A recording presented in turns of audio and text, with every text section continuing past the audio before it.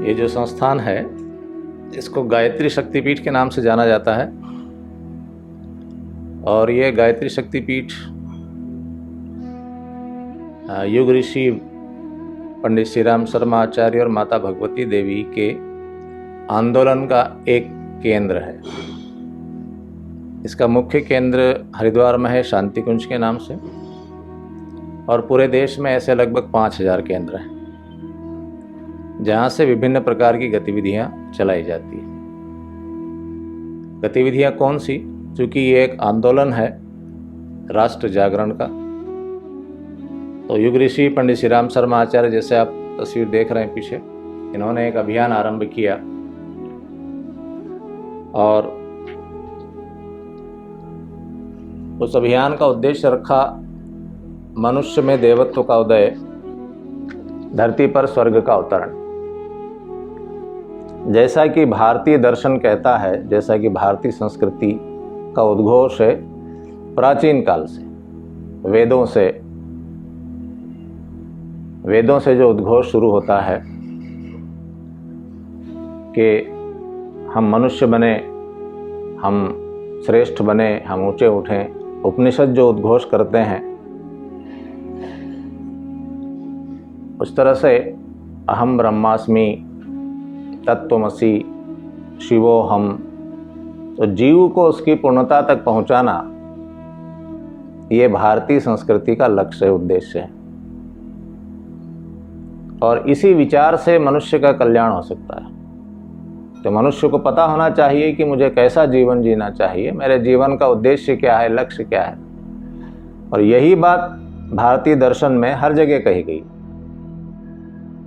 तो इन दिनों जो समय चल रहा है ये भटकाव वाला समय है। आज मनुष्य के पास सारी सुविधाएं हैं, आज मनुष्य के पास बहुत शिक्षा है, बहुत शक्ति है, बहुत विज्ञान है, परंतु कमी किस बात की है कि उसके बाद दिशा नहीं है।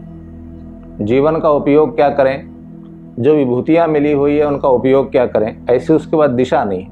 दिशा कौन देगा? दिशा देगा हमारा ऋषि तंत्र, दिशा देगा हमारी संस्कृति। हमारी संस्कृति में मनुष्य को सुखी बनाने के और संसार को व्यवस्थित बनाने के सारे सूत्र उपलब्ध हैं, लेकिन हम उसको भूल गए, हमने उसको देखना छोड़ दिया। पिछला कुछ समय ऐसा आया कि उसमें धीरे धीरे हम अपनी संस्कृति के सूत्रों से दूर होते चले गए। तो ऐसे समय में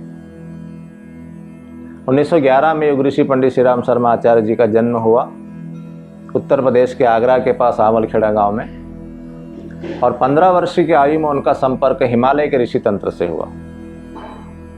और हिमालय के ऋषि तंत्र के प्रतिनिधि के रूप में स्वामी सर्वेश्वरानंद जी ने उनको ये बोध कराया कि इस समय संसार की बड़ी आवश्यकता क्या है। उनके संरक्षण में वो अपनी तैयारी करते रहे, कठोर तप करते रहे, और इस तरह से उन्होंने एक मथुरा में केंद्र बनाया और वहाँ पर एक आध्यात्मिक प्रक्रिया आरंभ की, हजारों लाखों लोगों को उससे जोड़ा, और उन्होंने घोषणा की कि हम ऐसा संगठन बनाते हैं, हम एक ऐसा काम शुरू कर रहे हैं जो क्या करेगा, जो युग की आवश्यकता पूरी करेगा। युग की आवश्यकता क्या है?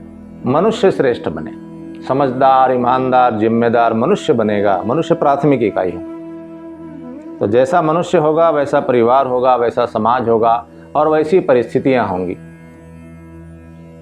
तो उन्होंने कहा कि एक अभियान हम आरंभ करते हैं। उसका नाम उन्होंने युग निर्माण योजना रखा और विचार क्रांति अभियान के नाम से उसकी प्रक्रिया शुरू की। उद्देश्य ये रखा कि मनुष्य में देवत्व का उदय, धरती पर स्वर्ग का अवतरण। बहुत सारे आंदोलन आपने देखे होंगे, चलते हैं यहाँ वहाँ, लेकिन सबसे बड़ी जो आवश्यकता है धरती की या समाज की, क्या है? मनुष्य अच्छा बने। अच्छा मनुष्य, अच्छा व्यक्ति हर जगह की परिस्थितियों को अच्छी बना सकता है, सुधार सकता है।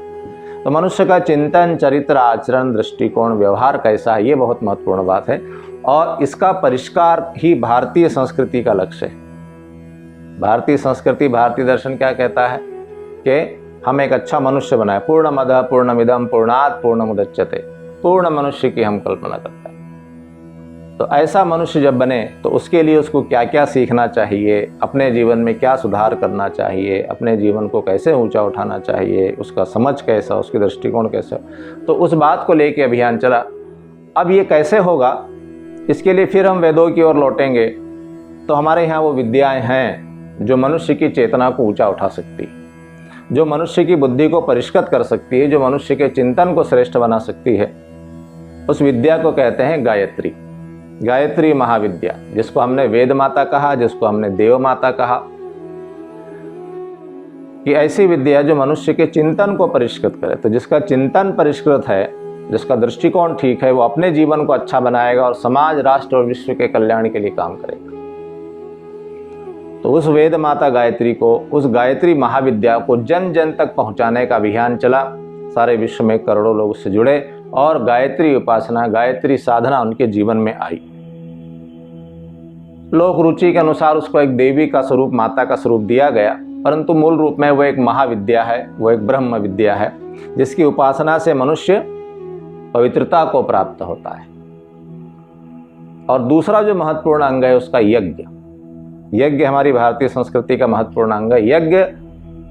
यज्ञ में दो बातें हैं, एक उसका वैज्ञानिक स्वरूप है, एक उसका भावनात्मक स्वरूप है। भावनात्मक स्वरूप ये होता है कि हम परमार्थ परायण जीवन जिए, स्वार्थ वाला जीवन नहीं जिए, स्वार्थ संकीर्णता का जीवन न जिए, परमार्थ परायण जीवन जिए। ऐसा जीवन जिए जो लोक कल्याणकारी हो, जो मैं और मेरा की संकीर्णता से बाहर हो। ऐसा जीवन हम सब जिए, क्योंकि उसी आधार पर सारी सृष्टि चल रही है। सूर्य जलता है निरंतर ताकि सृष्टि चले, पृथ्वी लगातार घूम रही है ताकि जीवन चले, वृक्ष वनस्पति धूप गर्मी बारिश में खड़े हैं ताकि सृष्टि चले, हवा बने, ऑक्सीजन बने, जल की वर्षा हमारे लिए हो जाती। मिट्टी में एक दाना डालते ही 100 दाने 1000 दाने हमको वापस मिलते हैं। ये यज्ञ के भाव से सारी सृष्टि चल रही, इसलिए कहा यज्ञो वै विश्वस्य भुवनस्य नाभि। यज्ञ इस विश्व ब्रह्मांड का केंद्र है, अर्थात यज्ञ की भावना, वही भावना हमारे अंदर भी होना चाहिए। हम देख रहे हैं प्रकृति कैसे चल रही। सनातन धर्म का आधार यही है कि हमने देखा, हमने जाना और उसको जानकर जीवन में धारण किया। उस सारे विज्ञान को जाना, हमारे आसपास का संसार, हमारे आसपास की प्रकृति कैसे चल रही है, तो उसको हमने नाम दिया कि वो यज्ञ भाव से चल रही। तेन तक्तेन भुंजिता मागृतः कश्च सिद्धनम। त्याग के साथ भोग, मैं संसार को क्या देता हूँ, ये बात जीवन के केंद्र में होना चाहिए। मुझे क्या मिलना चाहिए, ये बात परिधि पर होना चाहिए। तो ये यज्ञ उसकी भावना है। और यज्ञ का विज्ञान है कि यज्ञ में हम जो भी आहुति डालते हैं, जो भी चीज़ें हम डालते हैं, जलाते हैं, तो दो तरह की चीज़ें होती, एक तो जिनसे प्रदूषण फैलता है और एक वो है जिससे प्रदूषण ठीक होता है। तो अच्छी वस्तुएं यज्ञ में डालने से वो प्रकृति को मिल जाती है और जीव जंतुओं को मिल जाती है, मनुष्यों को मिल जाती है, जिससे उनका शरीर पुष्ट होता है, जिससे वातावरण शुद्ध होता है और वातावरण में पौष्टिक तत्व बढ़ते हैं। वायुमंडल में वो यज्ञ जाता है और वो यज्ञ के जो पदार्थ होते हैं वायुमंडल से श्रेष्ठ वस्तुओं को लेकर भूमि पर आते हैं, जिससे कि पर्जन्य जिससे कहा गया और जिससे कि हमारी फसलें, फल वगैरह सब अच्छे होते हैं। तो ये बहुत प्राचीन काल का विज्ञान हमारे पास है, आज हम उसको कर नहीं पाते। तो युग ऋषि ने इन दो चीज़ों को मूल बताया कि देव संस्कृति के निर्माता यज्ञ पिता गायत्री माता। इस बात को उन्होंने बताने के लिए, समझाने के लिए वैदिक के ज्ञान को, उपनिषदों के ज्ञान को, स्मृतियों के ज्ञान को, ब्राह्मण आरण्यक ग्रंथों के ज्ञान को उन्होंने सरल भाषा में लिखकर हम सबको दिया। लगभग 3000 पुस्तकें उन्होंने लिखी। व्यक्ति निर्माण, परिवार निर्माण, समाज निर्माण किस तरह से बनेगा, व्यवस्थाएं कैसी होनी चाहिए। तो जब इतना बड़ा काम आरंभ हुआ, इतनी बड़ी योजना बनी, तो उसके लिए एक आवश्यकता पड़ी, एक तपस्थली की, जहाँ बैठकर योजनाएं बने, जहाँ प्रशिक्षण हो, जहाँ लोग आए, साधना करें, अपने जीवन को ऊंचा उठाने की विद्याएं सीखें। तो एक केंद्र बनाया गया हरिद्वार में, शांति कुंज के नाम से। हरिद्वार में ऋषिकेश रोड पर लगभग 6 किलोमीटर दूर ये बहुत बड़ा भारी केंद्र है, जहाँ नियमित रूप से हजारों साधक जाते हैं। 9 दिन का साधना शिविर, 1 महीने का साधना शिविर, अनेक प्रकार के साधना और प्रशिक्षण शिविर वहाँ चलते रहते हैं। वहाँ से वो सीख कर और अपने अंदर वो प्राण तत्व लेकर आते हैं और क्षेत्रों में काम करते हैं। ऐसे करोड़ों साधक कार्यकर्ता सारे विश्व में फैले हुए हैं। भारत में ज़्यादा है क्योंकि भारत में ही ये मिशन चल रहा है। तो ऐसे सभी कार्यकर्ताओं को मैनेज करने के लिए, उनको व्यवस्थित करने के लिए इस तरह के केंद्र बनाए गए, ताकि जहां बैठकर वो अपना काम कर सकें और जहां से सारी गतिविधियां चल सके। ऐसे केंद्र बनाने का विचार गुरुदेव को 1979 में आया 79 में आया, और उन्होंने 24 केंद्रों की घोषणा की कि ऐसे हम केंद्र बनाएंगे। जैसे शंकराचार्य जी महाराज ने 4 बड़े बड़े मठ बनाए सनातन धर्म के विस्तार और विकास के लिए, उसी तरह से युग ऋषि पंडित श्री राम शर्मा आचार्य जी ने 24 केंद्र बनाए। 24 केंद्र बनाने की घोषणा की और 24 केंद्र बनने लगे और धीरे धीरे जन उत्साह बहुत उभरा। तो आज लगभग 5000 से अधिक केंद्र पूरे देश में हैं और यहाँ से व्यक्ति निर्माण, परिवार निर्माण, समाज निर्माण की गतिविधियाँ चलती है। आधार क्या है? भारतीय संस्कृति। भारतीय संस्कृति, सनातन संस्कृति के सूत्रों को घर घर पहुँचाना। आज हमारे देश में इतने सारे मत पंथ संप्रदाय हो गए हैं कि मूल धारा से हम कहीं दूर हो गए, क्योंकि सनातन का मूल वेद है। तो वो वैदिक विद्याएं हमारे घर से विलुप्त हो रही, इसलिए घर घर में गायत्री उपासना, घर घर में यज्ञ, घर घर में अच्छा साहित्य, घर घर में नियमित रूप से उपासना साधना का वातावरण तैयार करना और लोगों को नियमित रूप से आराधना अर्थात समाज की सेवा के लिए प्रेरित करना।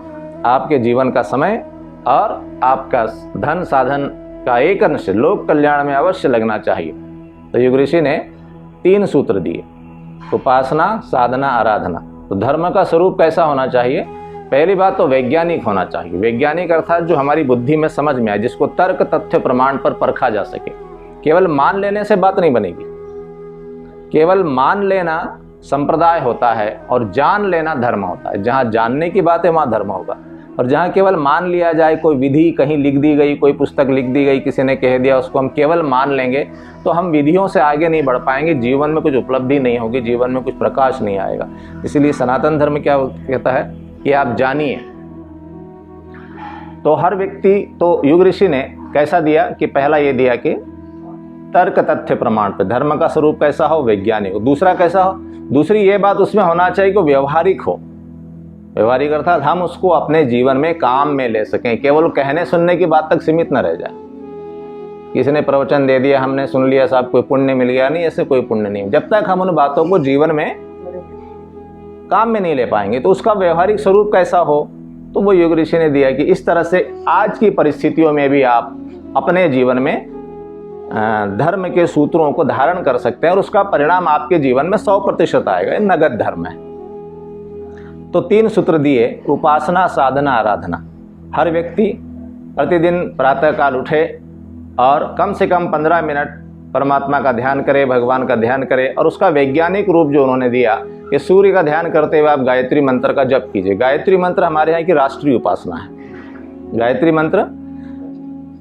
और साथ ही साथ उसको गुरु मंत्र भी कहा गया। जितने भी महापुरुष हुए, अवतार हुए, सब ने गायत्री उपासना अवश्य की है और गायत्री उपासना से अपने व्यक्तित्व का विकास किया है। भारतीय दर्शन क्या कहता है कि आपके अंदर परमात्मा की ज्योति है, आप अपना विकास कीजिए। ईश्वर अंश जीव अविनाशी। ये जो आजकल हमारे देश में एक नई विचारधारा, नई वो आ गई है कि हम यहाँ कुछ पूजा पाठ करें, कोई भगवान प्रसन्न होकर हमारी मनोकामना पूरी करेगा। ये भारतीय दर्शन की विचारधारा नहीं है, ये बाहर से आई है। ये मुसलमानों से आई है, ये इस्लाम से आई है, ये ईसाइयों से आई है कि हम यहाँ कुछ करेंगे तो कोई भगवान वहाँ बैठा है आसमान में, 7वें आसमान में, वो हमारे लिए कुछ करेगा। ऐसा नहीं है। उन्होंने कहा, हमारा भारतीय दर्शन जो कहता है कि ईश्वर अंश जीव अविनाशी, चेतन अमल सहज सुखराशि। जीव मात्र परमात्मा का अंश है और मनुष्य के अंदर उस अंश के विकसित होने की संभावना है। तो हमको अपने जीवन में समझना चाहिए कि मैं परमात्मा का अंश और मुझे परमात्मा के जैसा अपने आप को विकसित करना है। मेरी पूर्णता क्या है? परमात्मा होने में। तो उसके लिए क्या सूत्र है कि नियमित रूप से स्मरण कीजिए उस परमात्मा का। और उसकी जो वैज्ञानिक विधि भारत में बहुत प्राचीन काल से प्रचलित है वो है सूर्य का ध्यान करते हुए गायत्री मंत्र का जप करना, जिसमें कहा गया है धियो यो न प्रचोदयात्। वह परमात्मा हमारी बुद्धि को सन्मार्ग की ओर आगे बढ़ाए। ऐसा उसका भाव है। वो प्राण स्वरूप, दुखनाशक, सुख स्वरूप, श्रेष्ठ, पापनाशक, देव स्वरूप परमात्मा हमारी बुद्धि को सन्मार्ग की ओर चले। ऐसी एक हमारे यहाँ राष्ट्रीय उपासना बहुत प्राचीन काल से विद्यमान है। तो उपासना सभी जन करें और साधना करें अपने आप की। अपने आप को ठीक कीजिए, बुरी आदतों को, गलत आदतों को, गलत विचारों को, गलत भावनाओं को हटाइए, क्योंकि ये कहीं ना कहीं हमारे जीवन में समस्याएं पैदा करेगी। हमारा जीवन इन चीज़ों के लिए नहीं है। हमारी आत्मा सच्चिदानंद है, उसमें हम विकारों को यदि डालेंगे, विकारों के संसर्ग में वो बेचैन रहती, विकारों के संसर्ग में असहजता बनी रहती, जीवन में अशांति बनी रहती। इसलिए निरंतर अपने ऊपर दृष्टि बनाए रखिए और कोई भी जीवन में विकार है उस विकार को दूर हटाइए। इसको कहते हैं साधना। और आराधना अर्थात सेवा कीजिए। परमात्मा का एक वो स्वरूप है जिसको हम नहीं देख पाते, लेकिन एक दूसरा स्वरूप इस विश्व संसार के रूप में हमारे सामने है। इसके लिए आप क्या करते हैं?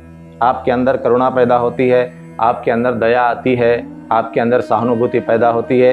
अपने आसपास के समाज को अच्छा बनाने के लिए आप क्या करते हैं? हम अपने आसपास के समाज को कौन अच्छा बनाएगा? हमको बनाना पड़ेगा। हम उसके बीच में रहते हैं, तो उसके लिए आप कुछ योगदान कीजिए। तो समाज की आवश्यकता क्या है, समाज में कमी क्या है, उसको दूर कीजिए। और आज के समय में जो समाज में सबसे बड़ी कमी है वो है चिंतन का अभाव। चिंतन शक्ति मनुष्य की खो गई। मनुष्य को विचारवान बनाना पड़ेगा, चिंतनशील बनाना पड़ेगा, ताकि वो अपने जीवन को ठीक ढंग से बना पाए, अपने जीवन में स्वयं शांति से रहे, स्वयं आनंद पूर्वक रहे और अपने आसपास के लोगों को अच्छा बनाए। ऐसा विचार मनुष्य को देना होगा। इसको बोलते हैं आराधना। और जब आप सेवा करने के लिए निकलेंगे तो आपको दो चीज़ें लगेगी, कुछ समय लगाना पड़ेगा और कुछ पैसा खर्च करना पड़ेगा। इसको कहते हैं समयदान और अंशदान। मैं अपने देश के लिए क्या करूं, मैं अपने समाज के लिए क्या करूं। तो जो भी आप करेंगे तो क्या करना पड़ेगा, कुछ खर्च करना पड़ेगा। इसलिए अपना कुछ समय लोक कल्याण के लिए लगाइए, अपना कुछ धन खर्च कीजिए।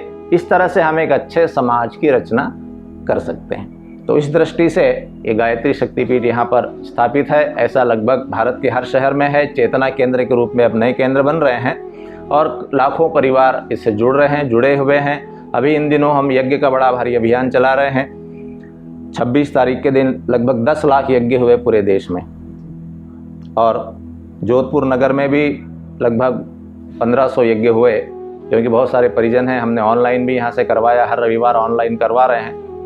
इस शक्तिपीठ में जो महत्वपूर्ण बातें हैं, एक गायत्री माता का मंदिर है, क्योंकि गायत्री महाशक्ति का स्थापना है यहाँ पर, और गायत्री उपासना की बात कहते हैं तो गायत्री स्थापना है। दूसरा एक यज्ञशाला है जहाँ नियमित रूप से यज्ञ होता है। यहाँ पर अखंड अग्नि स्थापित है। लगभग 40 वर्षों से यहाँ पर निरंतर यज्ञ हो रहा है, अग्नि बुझती नहीं है, नियमित रूप से यज्ञ होता है। और ये जो अग्नि है ये बड़ी विशेष अग्नि है। ये अग्नि शांतिकुंज हरिद्वार से लाई गई है, और शांतिकुंज हरिद्वार में जो अग्नि लाई गई है वो युग ऋषि जब हिमालय गए थे तो उनके गुरु की धुनी से वो अग्नि लेकर आए थे।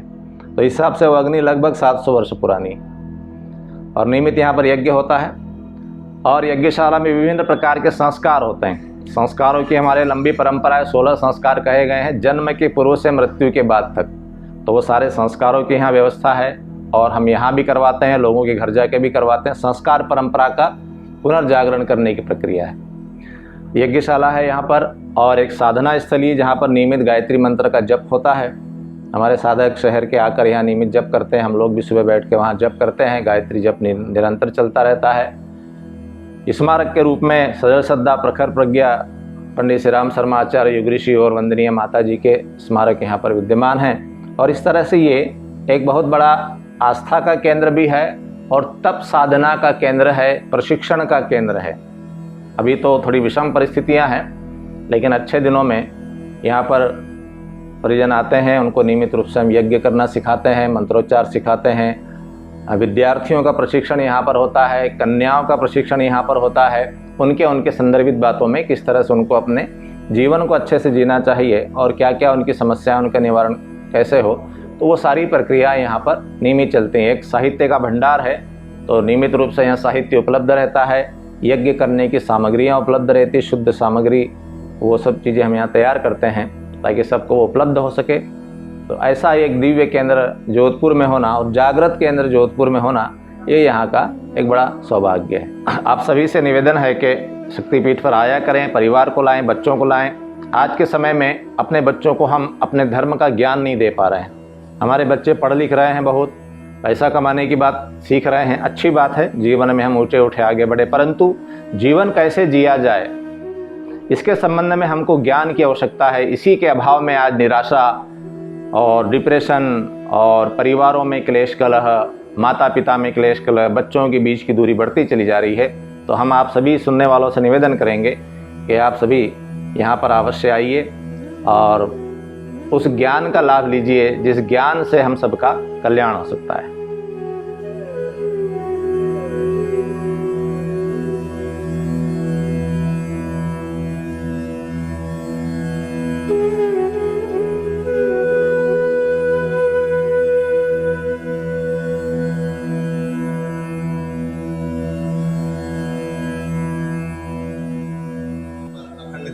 स्थापना है।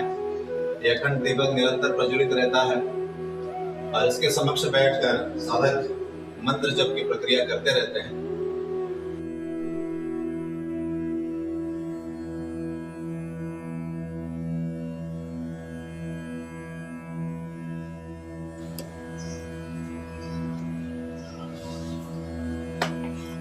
ये है सदन संस्था और प्रथम प्रज्ञा के नाम से ऋषि युग्म के स्मारक, यहाँ पर उनके भस्मावशेष स्थापित किए गए हैं। और ऐसा हम समझते हैं कि भस्मावशेष उनके स्थापित है तो उनकी चेतना का एक अंश यहाँ पर विद्यमान है। ऐसे ही स्मारक शांतिकुंज हरिद्वार में भी स्थापित किए गए हैं। ये यहाँ की यज्ञशाला है जिसमें अखंड अग्नि स्थापित है। ये जो राख दिख रही है इसके नीचे अग्नि है। प्रतिदिन प्रातःकाल यज्ञ होता है। हमारे परिजन मिलकर यहाँ यज्ञ करते हैं और प्रति रविवार 5 कुंड यज्ञ होता है। 5 कुंड जो आप देख रहे हैं नियमित रूप से यज्ञ होता है और इसमें किसी भी प्रक्रिया के लिए कोई शुल्क नहीं है। यहाँ पर 3 स्थापनाएं हैं, गायत्री, सावित्री और कुंडलिनी। इधर बीच में गायत्री है, ये बाईं ओर सावित्री है और दाहिनी ओर ये कुंडलिनी है। ये 3 शक्तियों की स्थापना है और ये बहुत महत्वपूर्ण शक्तियां हैं। ये जो आप देख रहे हैं चित्र, ये शांति कुंज का है। जी हाँ, हरिद्वार में ये शांति कुंज आश्रम है।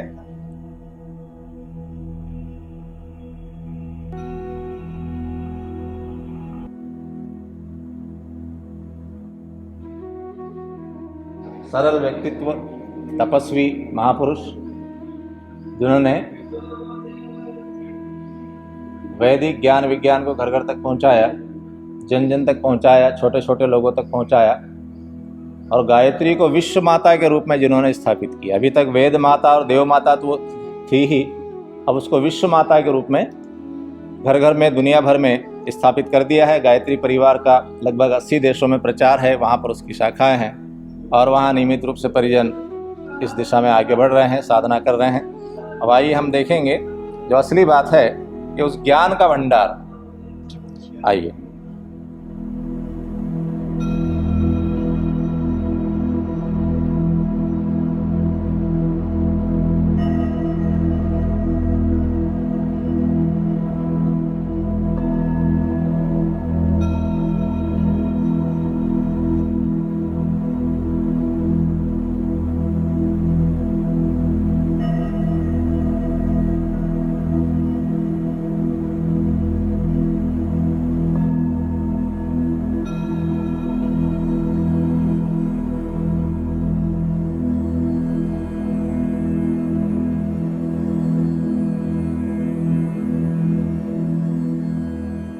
जी, मैं निवेदन कर दूं, जैसा पहली चर्चा में बताया कि एक ऋषि ने, पंडित श्री राम शर्मा आचार्य जी ने व्यक्ति निर्माण, समाज निर्माण, राष्ट्र निर्माण के लिए बड़ी संख्या में, बड़ी मात्रा में साहित्य का सृजन किया, पुस्तकें लिखी। ज्ञान हमारे देश में बहुत प्राचीन काल से ही ज्ञान का देश है। उस ज्ञान को जन जन तक सरल रूप में पहुंचाना, उस ज्ञान को जन जन तक सरल शब्दों में पहुंचाना ताकि व्यक्ति उसको पढ़ के समझ सके और उसको इस तरह से पहुंचाना है कि उसकी समय सीमा में वो उसको पढ़ सके।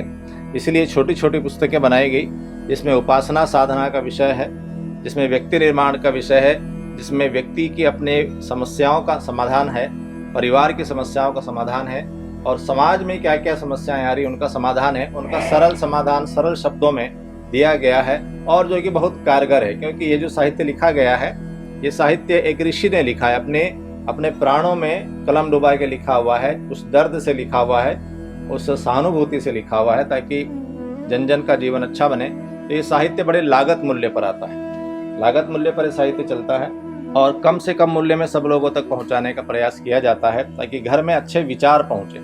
घर में हम सब तरह का सामान लाते हैं परंतु अच्छे विचार नहीं लाते। अच्छे विचारों की बहुत आवश्यकता है ताकि हम साधनों का, समय का, जीवन का सदुपयोग कर सकें। तो अच्छे विचार जहाँ पर होंगे वहाँ पर मनुष्य अपना समाधान भी करेगा, औरों का समाधान भी करेगा। इस उद्देश्य से ये एक यहाँ पर बहुत छोटा सा अंश विद्यमान है अभी छोटा सा स्टॉल है, वैसे साहित्य का बहुत भंडार है और काफी साहित्य बहुत भंडार पड़ा है यहाँ पे। जैसे कि आप बता रहे थे लागत मूल्य पे, जिस तरह से गीता प्रेस गोरखपुर की आती है पुस्तकें, उसी तरह से आपके यहाँ पे भी लागत मूल्य की बिल्कुल पुस्तकें आती है। जी हाँ, बिल्कुल लागत मूल्य पर। चूंकि ये हमारा अभियान जो है ये स्वयं सेवक स्तर पर चलता है, यहाँ पर कोई कर्मचारी नहीं है और न ही कोई लाभ कमाने की प्रक्रिया है, तो स्वयं सेवक स्तर पर होता है, इसलिए बहुत थोड़ी जो इसकी लागत लगती है उतना ही लिया जाता है। ये हमारी मासिक पत्रिका है नियमित रूप से, यह अखंड ज्योति है। ये अध्यात्म के वैज्ञानिक प्रतिपादन की पत्रिका 1940 से नियमित रूप से छप रही है और ये भी बहुत न्यूनतम मूल्य पर घर घर पहुंचाई जाती है। ये युग निर्माण योजना है जो सामान्य जीवन की बातों पर लिखी है, सामाजिक पारिवारिक बातों पर लिखी होती है और स्वास्थ्य संबंधी बातों पर लिखी होती है। अपने जीवन को ऊंचा उठाने का विचार लेकर आए, जीवन में एक उत्साह पैदा करे, जहां जाकर व्यक्ति के समस्याओं का समाधान लगे, उसकी व्यथाओं का निराकरण हो सके, ऐसे हमको केंद्र बनाना है। तो ये गायत्री शक्तिपीठ उसका एक आदर्श उदाहरण है। जहाँ भी गायत्री शक्तिपीठ है, सभी परिजनों से निवेदन सुनने वालों से कि आप उन गायत्री शक्तिपीठों में अवश्य जाएं और सपरिवार जाइए और उसका अवश्य लाभ लीजिए।